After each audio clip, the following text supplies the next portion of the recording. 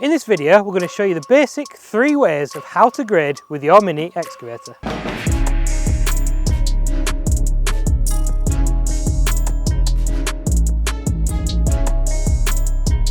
The first tip for any kind of grading would be to start by making sure your dozer blade is on the floor and just taking a little bit of weight of the machine. You don't want the machine off the floor, but just a little bit of pressure just to help keep the machine stable and steady whilst you're grading. Now, the first method, we're going to be using the blade of the bucket. So the bottom of the bucket almost wants to be at a 45 to 90 degree angle away from the ground. That way you're just using the very tip of the blade.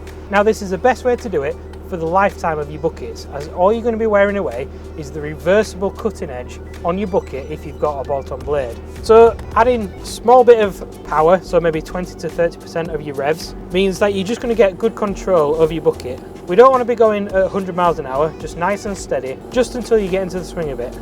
So what we're going to be doing is keeping the blade so it's as level to the floor as we possibly can. What we need to do here is actually balance both of the joysticks with 3 movements. So the first movement, if you pull your joystick towards you, all you're going to do is start lifting the machine away from the floor and your bucket is going to dig in, which is not what we want. So we need to link that with pulling the right hand joystick towards you at the same time to try and keep the height of the bucket at the same level all the way across. And that simple movement is going to do both jobs, where you're dragging the bucket towards you and collecting a little bit of the dirt for you to then tip out at the end. So again, all we're going to be doing is fanning out from the machine, so we never want to go too far away from the machine. Dragging the material towards you, staying nice and steady with the ground. So that's the easiest method of grading, as all you're doing is 2 simple movements of pulling the joysticks towards you, balancing the movement so the height stays the same all the way through the grade. Now, once you've got that technique down, the next method is to actually use the bottom of the bucket at the same time.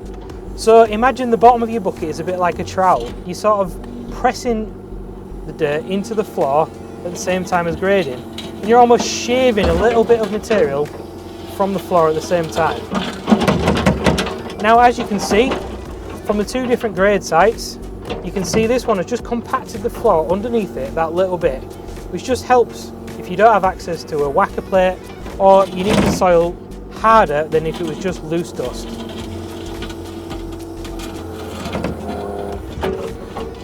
This also means you can get a bigger bucket full if you want to move material and put it off to one side.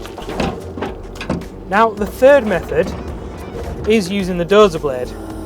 Now, most of you know what a dozer is, or a bulldozer. It's exactly the same technique. We're just using the blade on the front of the excavators. Now, just bear in mind, not all excavators have this, but most do. And what we're going to do is just put the blade down and start tracking forwards. Now, as we start to move the dirt, what we want to do is slowly lift the dozer blade up away from the floor, which means the material then gets left behind, and we should get somewhat of a nice even grade. Now, you don't need massive mounds of material for this. You can do it even if you've just got a shallow grade to do. You just have to be a little bit more controlled and balanced with your dozer blade so you don't start lifting too much dirt. Now, as you'll see, the dirt is actually quite loose from doing this. So if this is a technique you're going for, you should then do what's called tracking in. So you're using the weight of the excavator and the tracks on the machine just to compact the material back down as you grade it. So you slowly want to move across and then back again. And you'll start to see that the dirt underneath is actually now being compact. So it looks less like loose material and it's now a little bit harder. Now, as you get better with this, you can start increasing the revs, which will just give you a slightly quicker grade as you're going.